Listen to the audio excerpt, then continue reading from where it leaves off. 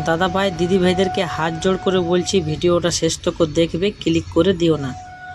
তো এই যে চলো দেখতে পাচ্ছ, এই দাদা ভাই দিদি ভাইয়ের বাড়ি হচ্ছে মহতোর সাতানা কালী মন্দিরের সামনে।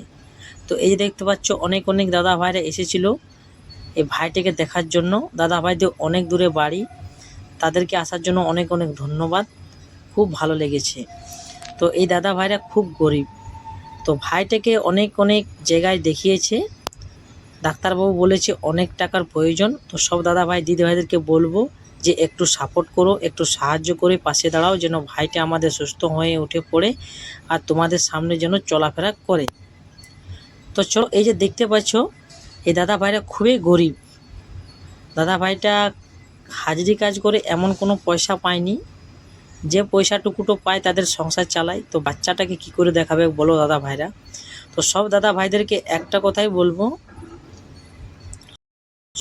কোথায় একটু সাপোর্ট করে আমাদের পাশে যেন দাদা ভাইটা আমাদের সুস্থ হয়ে